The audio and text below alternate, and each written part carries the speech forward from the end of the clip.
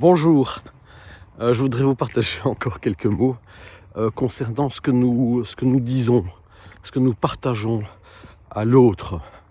Ce que nous partageons nous appartient à l'instant où nous le partageons, et à l'instant où nous le partageons, cela ne nous appartient plus, puisque l'autre le reçoit, le perçoit, le reçoit, l'entend, le comprend et en fait ce qu'il en fait malgré nous-mêmes et malgré lui probablement aussi. Donc dès que l'on dit quelque chose, ce qui est en train de se dire nous appartient, et c'est vrai que simultanément ça ne nous appartient plus. Ça ne nous enlève aucunement la responsabilité que nous avons envers ce que nous disons. Ce que nous disons nous appartient, ça nous dépasse, bien souvent ça nous dépasse. J'essaie d'être un petit peu à la lumière, mais j'ai la lumière publique dans le dos, c'est pas grave. Mon visage est secondaire, mes mots aussi d'ailleurs. Donc ce que l'on dit, moi souvent lors des séminaires que je donne, lors des week-ends, ou lors des formations, parfois même en consultation individuelle, je ne réfléchis pas à ce que je dis, je ne le pense pas, ça n'a pas été préparé, ça n'a pas été étudié, c'est pas le fruit d'un savoir, c'est-à-dire d'un savoir livresque ou de quelque chose que j'aurais entendu, c'est le fruit de ce qui m'est montré. Donc je partage toujours ce qui m'est montré, ça ne m'appartient donc absolument pas, ça n'appartient ni à moi-même, ni à la personne qui l'entend.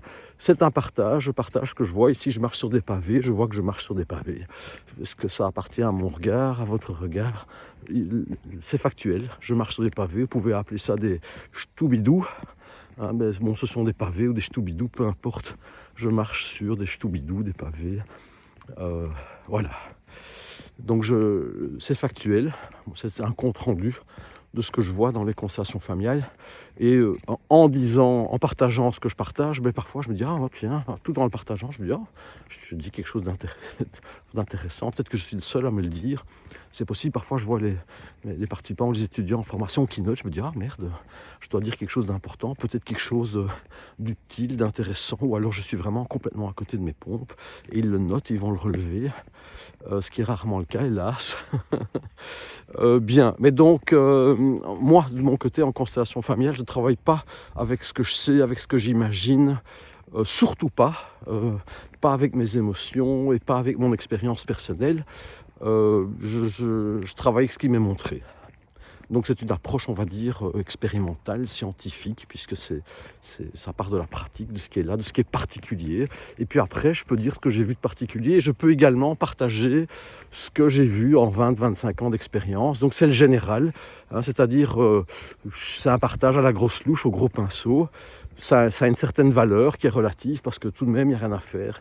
Je sais pas moi, quand on voit, on va dire 800 personnes par an, fois 20 ans ou 25 ans, ça fait peut-être entre 15 et 20 000 personnes. Il y a quand même des lois, des règles relatives qui s'en dégagent, et je peux les partager, c'est enrichissant.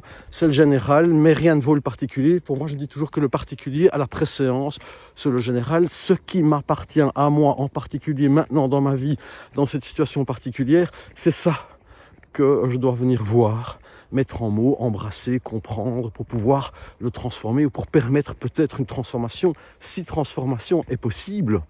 Hein, peut-être qu'elle est possible autrement qu'on imagine, peut-être au-delà de notre imaginaire. Seule la vie, l'expérience peut nous le montrer. Voilà, donc les mots, le partage. Que puis-je vous dire? Oui, ce qui me vient comme ça à l'esprit, c'est que nous pouvons penser, vivre, et nous pouvons vivre, et vivre est plus important que de penser ou penser vivre. Voilà, donc vivre l'expérience, la vie de tous les jours, la vie ordinaire ou extraordinaire, c'est tout ce qui compte. Le reste, ce sont des mots.